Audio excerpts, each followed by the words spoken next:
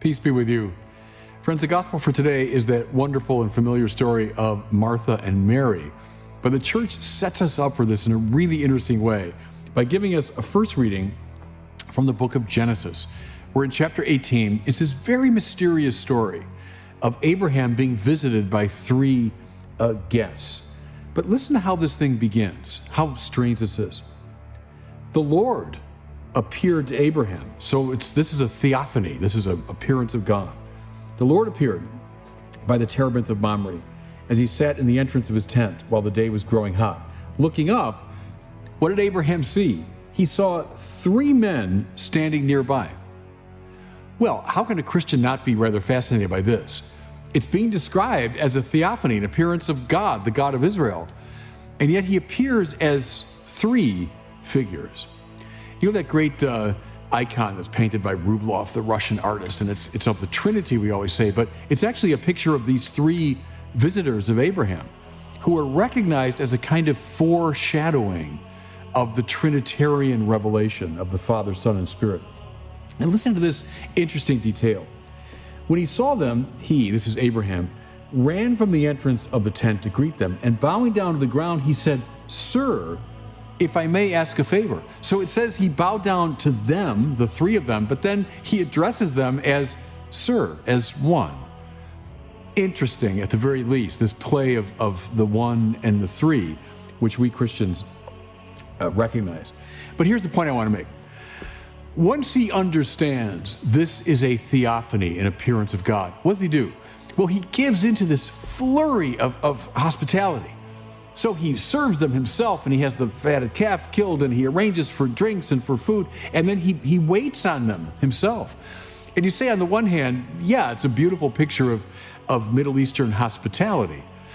It's interesting about that, too, that in a rather severe country, where a traveler coming across a habitation, this might be a matter of life and death. He's been crossing a desert. That it's not just a matter of, let me give you a few little things to munch on. This might be a matter of life and death. So they showed great hospitality, beautifully. But a deeper spiritual point's going on. Once you know you're dealing with God, He deserves all of your attention. Your life is about Him. All your thoughts, all your moves, all your actions, they're about Him. They're focused and centered on Him. It's the priority given to God in life. That's what we're meant to see here. The unicity of Abraham's attention, the clarity of his prioritization. There's no competition here.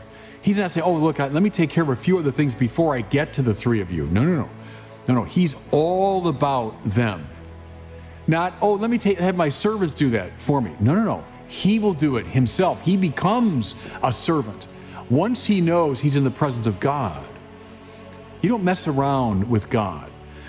You don't make God secondary or tertiary in your life. No. He is the primary source of your attention. Okay, with that in mind, I think it's really interesting how the church gives us this story. We now turn to the familiar Martha and Mary. May I say, after years of preaching on this story, it's one that bugs people big time. I hear more complaints about the Martha-Mary story, usually from people who are defending Martha, that Jesus is being too tough on this lady. You know the story of Jesus comes to the home of Martha and Mary, the sisters of Lazarus. Martha is caught up, it says, in all the details of hospitality. Well, here's the first thing. We should know from the first story from Genesis, they're not complaining about hospitality. That's not the problem. Abraham was in a flurry of activity around hospitality. That's not really the problem. But Martha's given over to all this, and Mary sits attentively in the attitude of a disciple at the feet of Jesus. So that's the way you'd arrange yourself when a great master, a rabbi would come. You'd sit at his feet, you'd soak in his words. So there's busy Martha, and there's contemplative, focused Mary. And Martha famously complains, "Lord, tell her to help me. Here I am, taking care of this whole operation." Imagine when you're you're in the kitchen and you're fussing around and you're trying to get the dinner ready of all these people and the different demands, and you've got to time your cooking, et cetera, and you have to welcome him and you have to take care of that one. It's a lot. Anyone that's had a party knows how demanding that is. So Martha, understandably, complains about her sister who's just sitting around doing nothing, as far as she can tell. What's Jesus' response? Martha, Martha. I love that, the double use of her name there. And it shows the intimacy, that these really were friends. It's lovely, I think, we often hear of Jesus' interlocutors or his disciples or his formal apostles and then his opponents, etc. But it's kind of rare to hear of his friends and to watch them in action. And that little line to me always gives it away. That's the way you talk to someone that you're intimate with, that you're friendly with. Martha, Martha, you are anxious and worried about many things. There is need of only one thing. That's the key, it seems to me, to this story.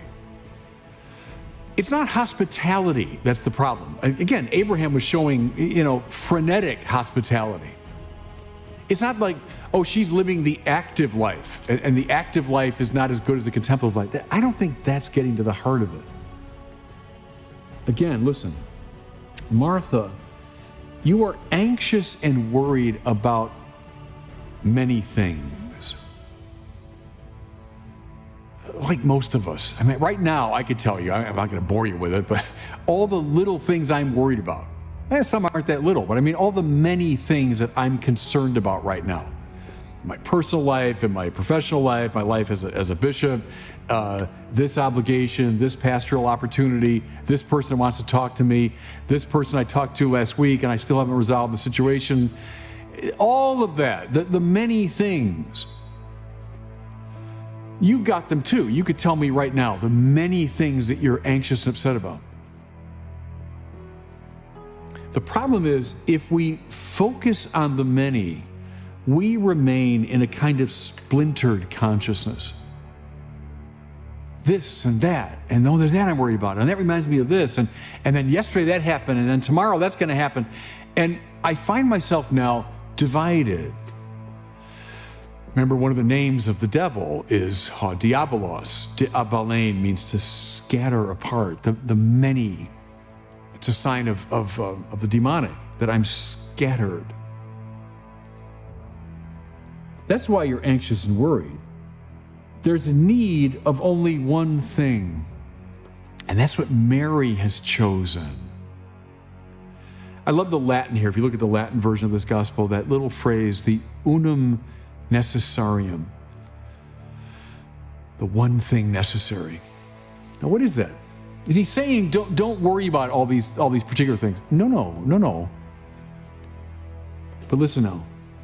Amidst all of them, underneath all of them, surrounding all of them, conditioning all of them, there's the one great concern, which is God. When my soul is focused entirely upon God, then I understand how the many things fit into my life.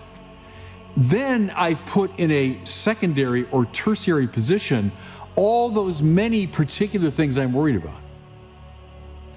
But above them all, through them all, under them all, the one great thing, the unum necessarium, is God. Remember, I've said to you before, this is now a metaphysical point, that God is not one thing among many. So I'm worried about, my appointment tomorrow. I'm worried about this conversation I had yesterday. I'm worried about what's going to happen next week. I'm worried about God. I'm worried about my car. Well, no, that's not the way it works. It's all the little things, and then englobing all of them, under all of them, through all of them, is God, who's not one being among many, but the sheer act of being itself, that which gives rise to the totality of finite things, the creator of all things, ipsum esse in the language of Thomas Aquinas. God's very nature is to be. Therefore, when I'm focused upon God as the unum necessarium, then everything else in my life tends to fall into the right place. When I'm not focused on God, what happens to me? I become like Martha. I'm anxious and upset about all these many things because I haven't found the unum necessarium. She's chosen the better part. It doesn't mean she's chosen, the contemplative over the active. I wouldn't put it that way. That's too, I think, simplistic. Mary is focused on the one thing that really counts, which is the Lord. And then she sees the rest of her life in proper order and with proper prioritization. You know that lovely line from St. Augustine always comes to mind here. He says, Ama Deum et fac quod vis. That means love God and then do whatever you want. And it sounds like some kind of permissiveness. It's not that. If you love God, you found the unum necessarium. You are properly focused on God, then the rest of your life will fall into harmony. If you really love God, you will do the right thing.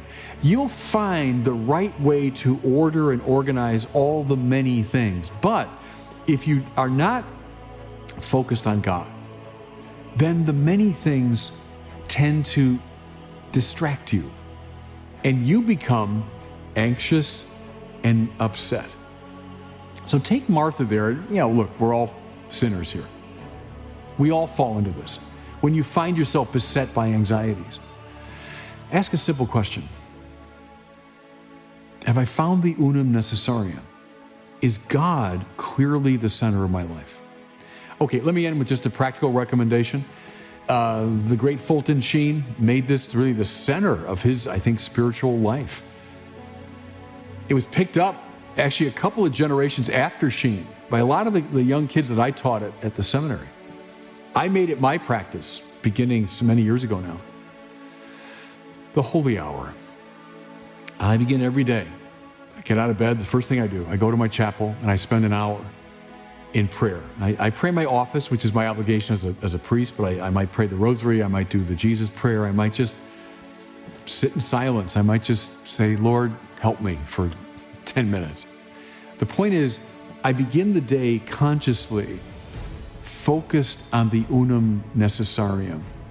And it has a way now of putting all of my anxious concerns in their right place. They don't disappear. I'm still worried and concerned about all those different things, but now look, I'm a sinner. I don't always manage this perfectly, but I try to place it always within the context of the unum necessarium.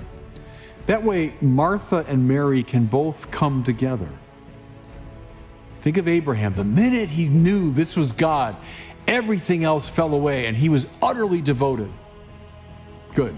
Live your life that way and you'll find the many concerns tend to find their proper place.